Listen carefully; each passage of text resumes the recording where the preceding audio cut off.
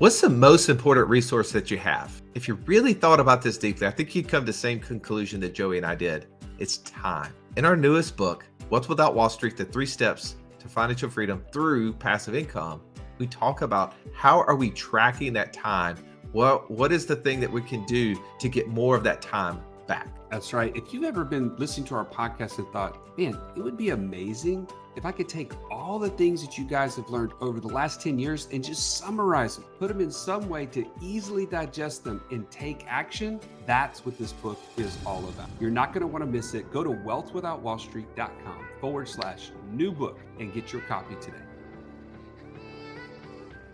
Tribe, you know him, you love him, you've heard him before, but I'm so excited to reintroduce Mr. Tim Calise of Apex Coaching Group. Tim, glad to have you on the show again, my friend. Oh, thank you for having me back, and it's great to see both of you. It was wonderful being able to spend some time this past weekend in Nashville and appreciate your attendance as well. It was just great to see your kids there as well. So great to be back. Man, huge event. You had like 125, 130 people in the room.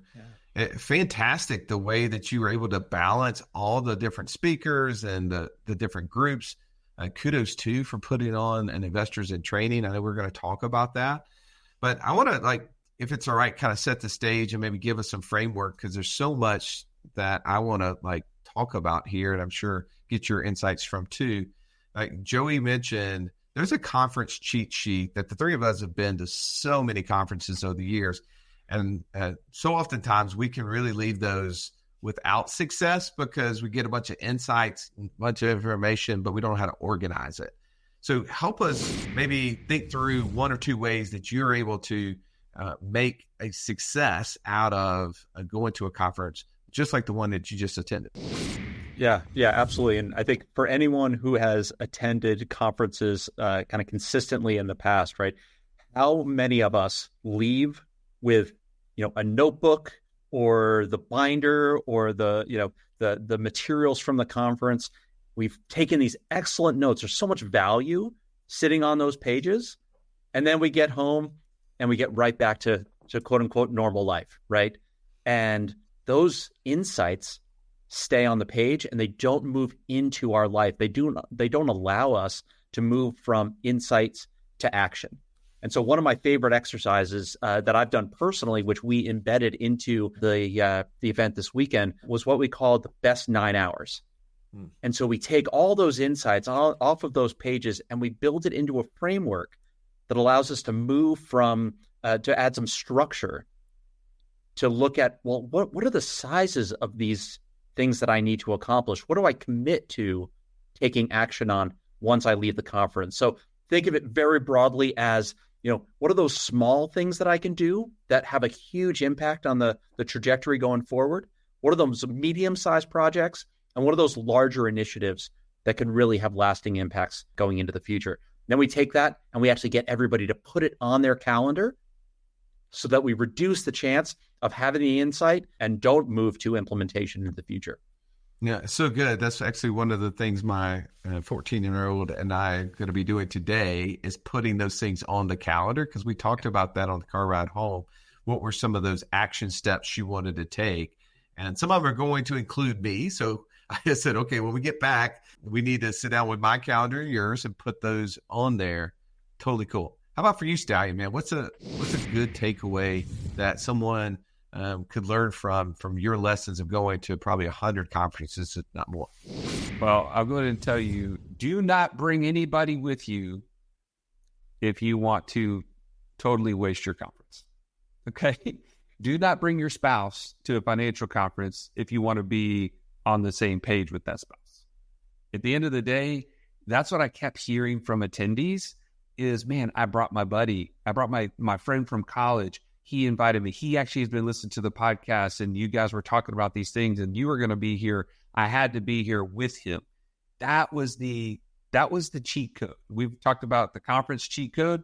If the people that brought their spouses left relieved that they didn't have to be the one to go home to that spouse and try to relive the moments, relive the emotions behind what they were doing, because I know you've all done it, right? I've done it. You go to a really exciting opportunity and you come home and it just falls flat. doesn't it? I mean, it doesn't give the same, you can't possibly share. I'll give you this as an example, an analogy.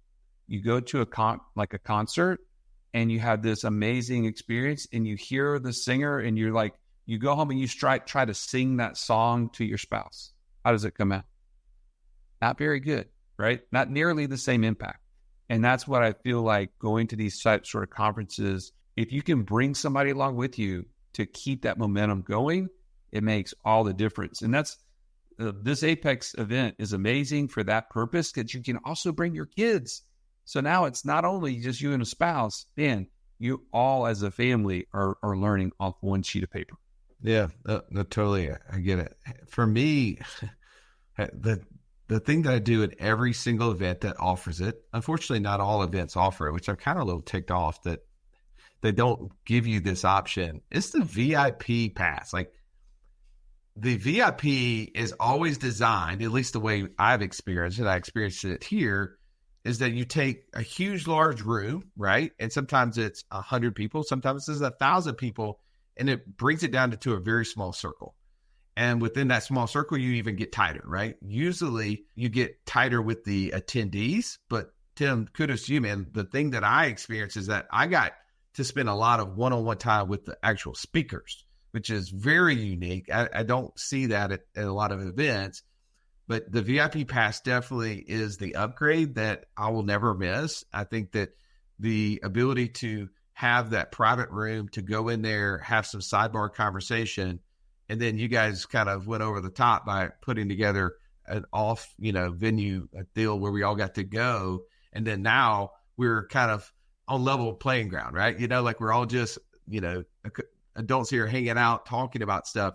And the conversations were really interesting. I was listening and gaining insights and taking just notes personally. So for me, VIP Insight is a huge opportunity. So don't miss the upgrade. Definitely take that best 9 hours strategy that Tim shared.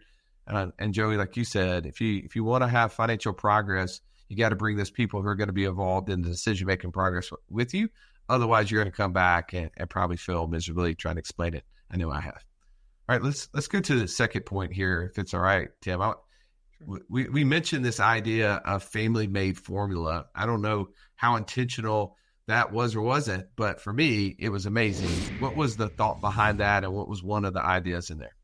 Yeah, so as we were thinking about how do we design the event, we really wanted to curate individual experiences to meet people where they were. So we actually looked at it almost like the old circus. There's 3 rings. We looked at it as these 3 individual tracks. So as you both mentioned, we had investors in training, which was we had voluntarily almost I think it was between 30 and 40 teenagers and folks in their early 20s who came on a Friday, Saturday, and Sunday of their busy late summer to come and improve themselves.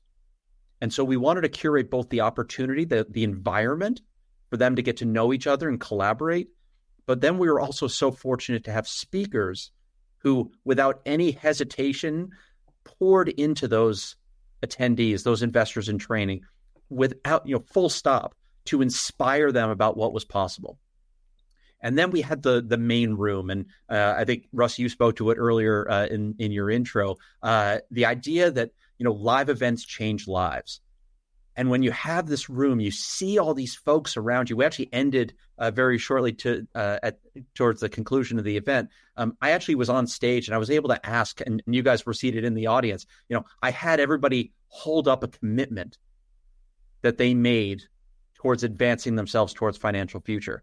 And when you see 125 people making commitments to each other, it just reinforced the spirit of the peer support that we each all have. Although we execute individually, we have the context of the community.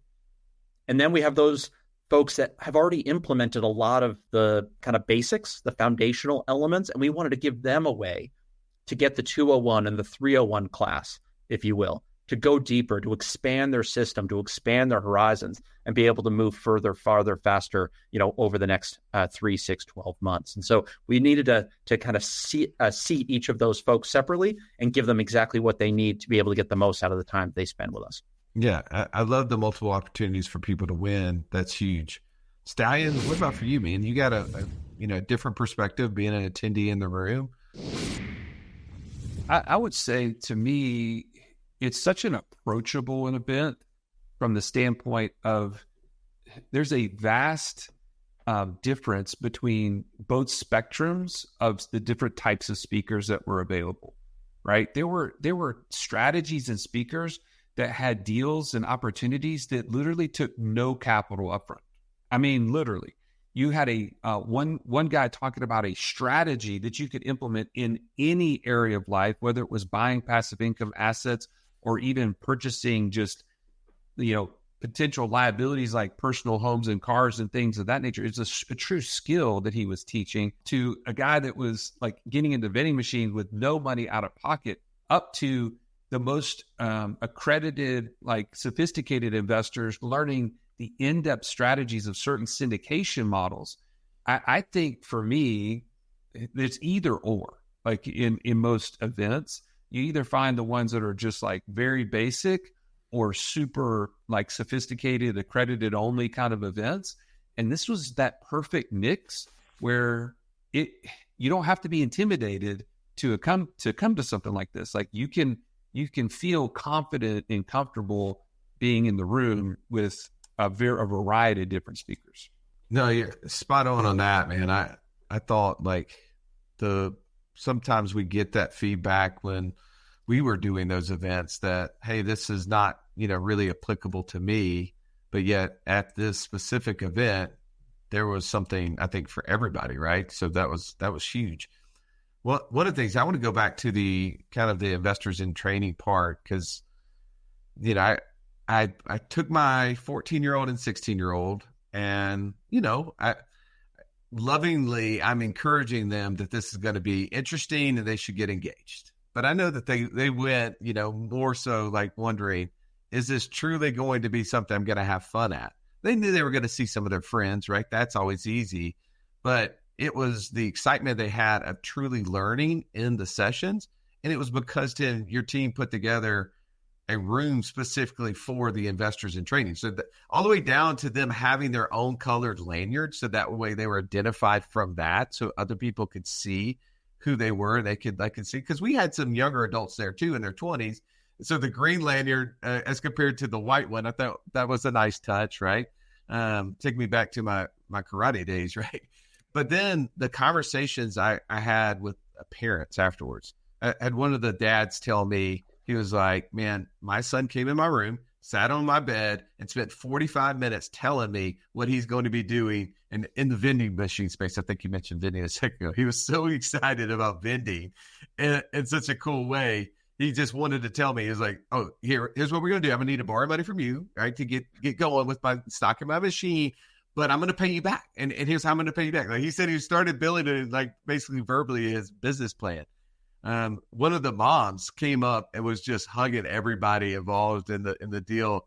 And she was just so excited because she was like, man, I really, my son, my husband was out of town with one of our other kids and couldn't be involved at this. So I had to bring my son. He was 12 and, he had his little game, I don't know if it was a Nintendo Switch or whatever. And she goes, I just assumed he was just going to play that, kind of occupy himself during the time. And she said after that first night, it was Saturday night, he was relaying all those things that he was learning and why he was excited and if it was possible, could he come back to the next one? And she was just like in tears. She was like, like this was what I would have wanted for him, but never expected him to do, especially at that age.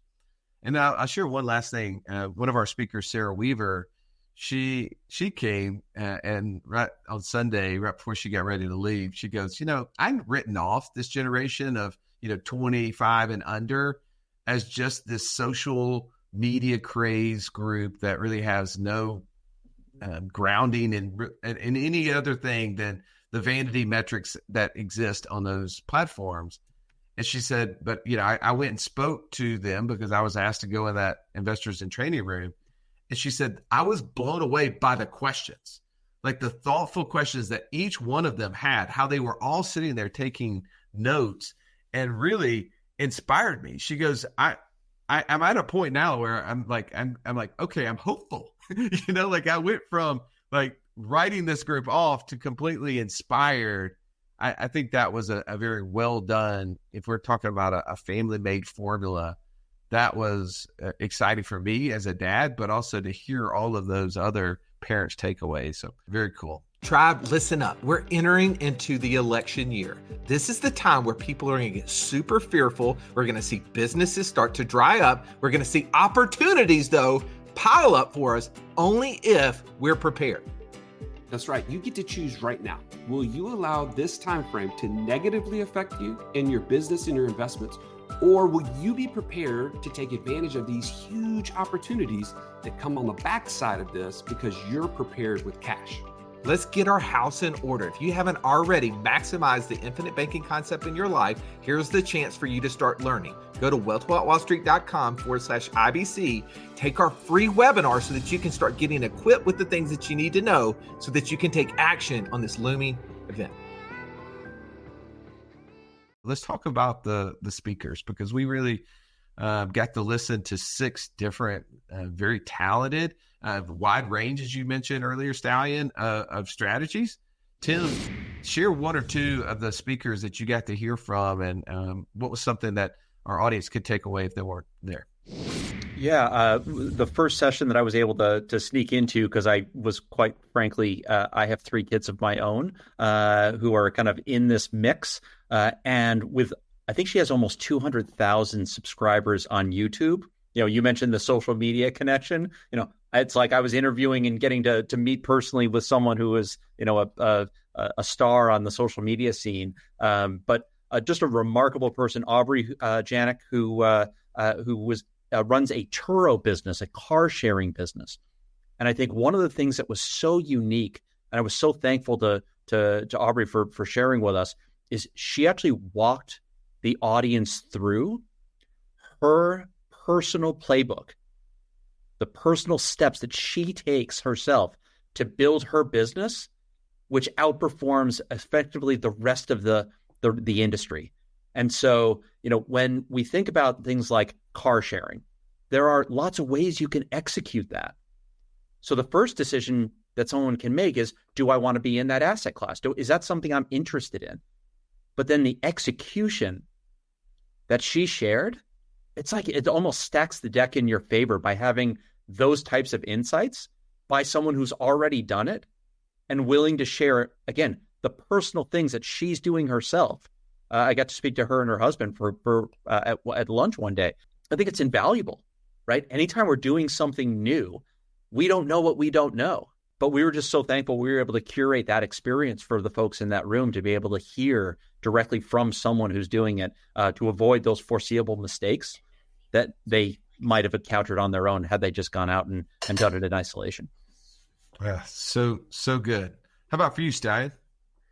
Yeah, I'll say, it's not a stranger to the Wealth Without Wall Street tribe, but Neil Twa with Voltage Business Builders was there, along with his partner, Reed Larson. And man, his constant feedback to everybody is to build a brand online that is an actual business, right? And being able to then use that platform of Amazon to distribute that product. But the difference maker for me this time around is the conversations I had for people that attended his, along with whenever I attended his, is there was actual physical products in the room from clients who had built their own brand. Like, that's a difference maker in my mind, because it's no longer just a concept like, oh yeah, people do this and you can do this and rah, rah, rah. It was like, hey, here's literally an air mattress that this person took from idea to reality and was now getting it out to people to promote their product that they've now had success selling thousands of these. That's an amazing difference maker. And then one conversation with somebody that attended, he said, you know what, I've already got one business, but the reality that I've had is that business is not a saleable asset because it depends on me and my wife so much so that it's really not something that I could sell in the future. The reason I want to get into this Amazon coaching with Neil and Reed is that I will literally have a business that is saleable, not only the cash flow today to create the financial freedom I want, but potentially have a generational impact on having a major exit. Like that's a real key insight that I don't want people to miss. Was there any other speaker that you heard from other than Neil and Reed? Oh yeah, absolutely. Brian Spear with Sunrise Capital was there present, and he would have been more on the spectrum of like that really super sophisticated accredited investor type. But I'll tell you the insights that I got from him. He's focuses on mobile home parks and parking solutions, like parking garages and parking just in general. But his real key insight was to have uncommon results in syndications, you have to really solve complex problems for buyers and sellers. And that to me is like, you don't hear that every day. Most people are out to, make the very quick dollar, like flip this, flip that, and, get in, get out. And they're kind of working off of potentially small margins. In his case, he and his partner really focus on, he gave an example. One deal took him over 2 years to figure it out, but immediately upon purchasing that asset, he had like a 25% higher appraisal for that business. And I was like, that's just not your everyday deal. Anyways, he just was speaking at a totally different level. And I know people were just really excited about what he had to share. Well, one of the ones, I think I mentioned Sarah Weaver a second ago. I know she definitely excited my daughter through her nomadic lifestyle.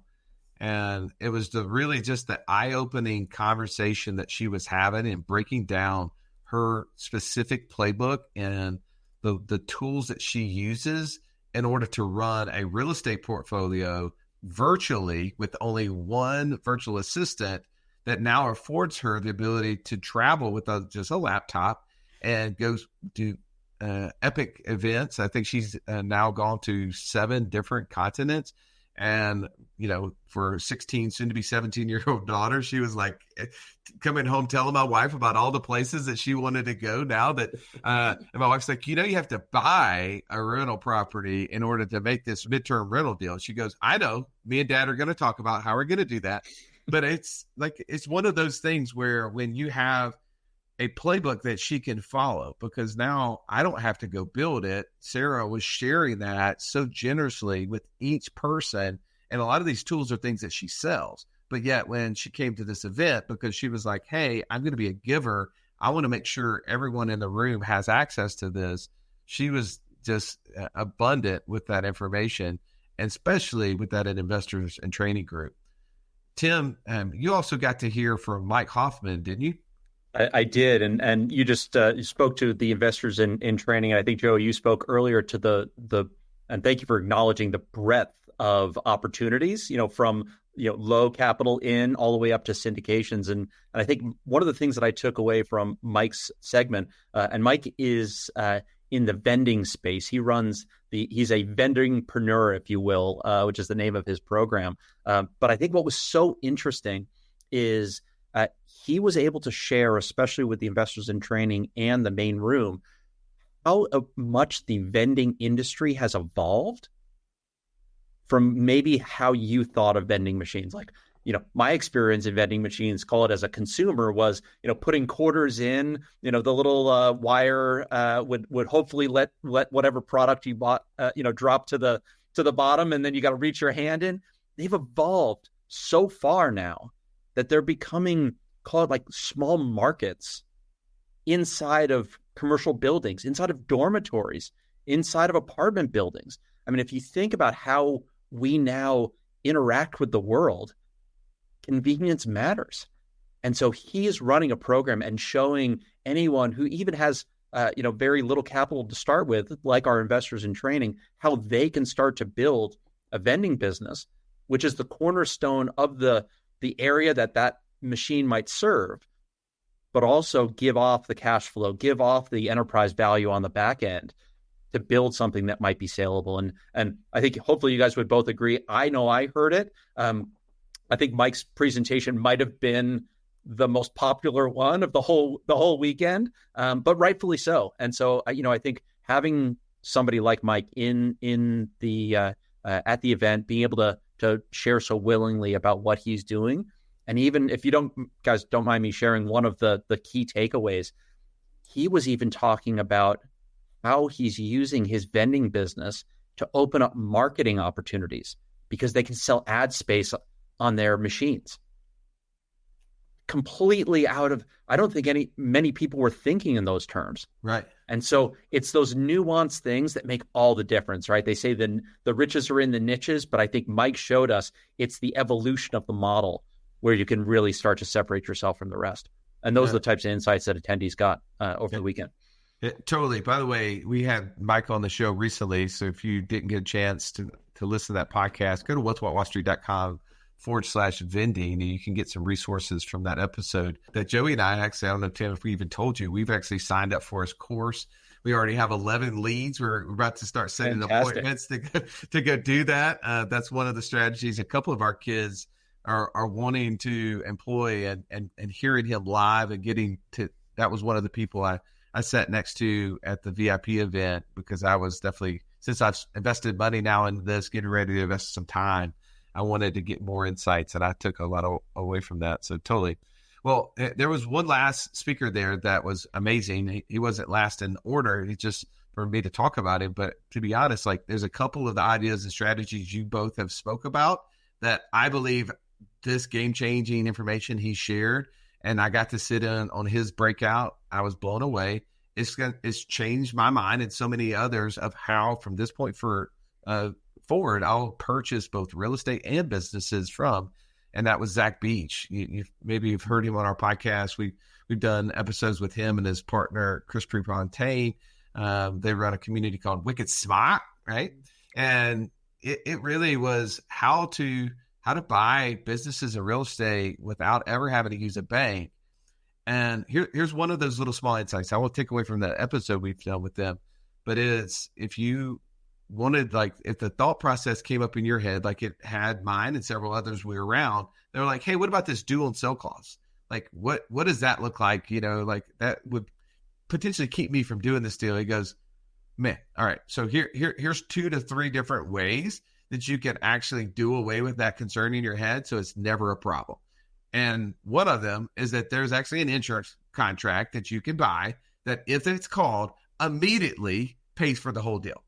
Like, he was like, no, there's other things I can set up that, lease purchase contracts that are mirroring exactly the language of our purchase agreement, where we could just transfer it over. All of that stuff is already put in a contingency plan. But if you're worried about it, if you're truly worried about it, the insurance policy alone puts that to bed, and you never have to consider that as a concern. And I thought, that we've had them on our podcast now, Stallion, 2 or 3 times, and that's never come up.